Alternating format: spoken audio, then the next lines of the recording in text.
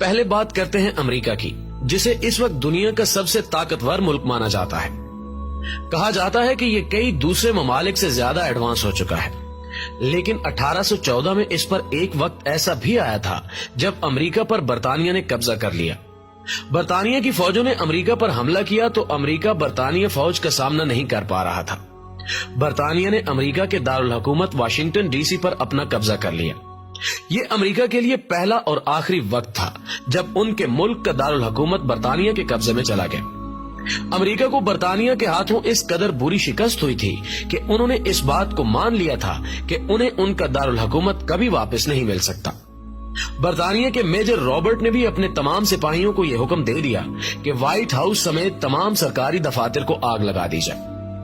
इस हुक्म की तामील हुई और बरतानवी फौज ने व्हाइट हाउस समेत तमाम दफातर को आग लगा दी।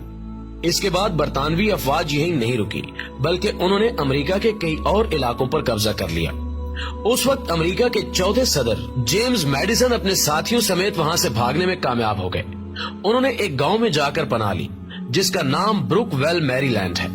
उस गांव को आप एक दिन के लिए बनाया गया अमेरिकी दारुल हुकूमत भी कह सकते हैं। जब अमेरिका की अहम और सरकारी इमारतों को आग लगाई जा रही थी तो उसी रात अमेरिका में शदीद तूफान आया। अमेरिका में इस दिन से पहले इस कदर शदीद तेज तूफान कभी नहीं आया था। उस तूफान ने शिद्दत इख्तियार करते हुए एक बगोले की शक्ल इख्तियार कर ली, जिसके साथ तेज बारिश भी शुरू हो गई। उस बारिश ने उन इमारतों में लगी भयानक आग को बुझाकर उन इमारतों को मुकम्मल तबाह होने से बचा लिया। इसके अलावा उस बारिश ने बरतानवी फौजों के बहरी जहाजों को भी बहुत ज्यादा नुकसान पहुंचाया, उनकी तोपों को खराब कर दिया और कई फौजियों को जख्मी कर दिया।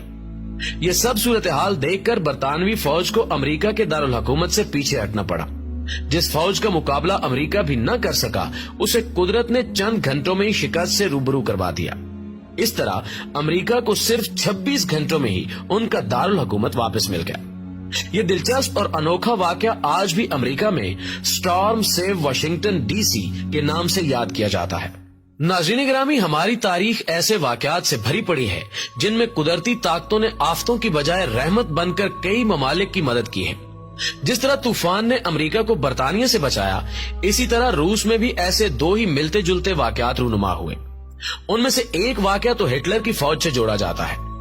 हिटलर ने यह सोचकर रूस पर हमला किया था कि रूस पर कब्जा करना बहुत ही आसान है और उसमें चंद हफ्तों का वक्त ही दरकार होगा। तारीख के मुताबिक जब हिटलर ने रूस पर हमला किया तो रूस में एक बहुत ही शदीद किस्म का बर्फानी तूफान आया।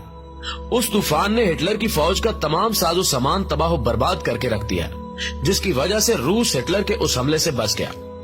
इसी तरह एक और वाकया भी सुनने को मिलता है कि जब नेपोलियन ने रूस पर हमला किया तो एक बर्फानी तूफान ने रूस की हिफाजत की। 1812 में रूस के बादशाह अलेक्जेंडर ने बरतानिया के साथ तिजारती सतह पर काम करने का फैसला किया, जो कि फ्रांस से होने वाले एक मुआहदे के बिल्कुल खिलाफ था। बादशाह अलेक्जेंडर के इस फैसले पर नेपोलियन को बहुत ही ज्यादा गुस्सा आया और उसने गुस्से में यह फैसला कर लिया कि वो रूस को तबाह बर्बाद करके दुनिया से उसका नामो निशान मिटाकर रख देगा और बादशाह अलेक्जेंडर को इस मुआहदे की खिलाफ वर्जी करने की बहुत सख्त सजा देगा। उसने अपनी अफवाज लेकर रूस पर चढ़ाई कर दी। देखते ही देखते उस फौज ने रूस के कई इलाकों पर हमला करके उन्हें अपने कब्जे में ले लिया। इसके बाद नेपोलियन की फौज ने रूस के दारुल हुकूमत मास्को की तरफ रुख किया। मास्को से 100 मील के फासले पर लड़ी जा रही इस लड़ाई में रूस की फौजों ने नेपोलियन की फौज को रोकने की बहुत कोशिश की, लेकिन रूस की फौज नाकाम हो गई। नेपोलियन की फौज रूस की फौज के 1 लाख से ज्यादा फौजियों को मौत के घाट उतारते हुए मास्को शहर के अंदर दाखिल हो गई और उस शहर के एक बड़े हिस्से पर कब्जा कर लिया गया।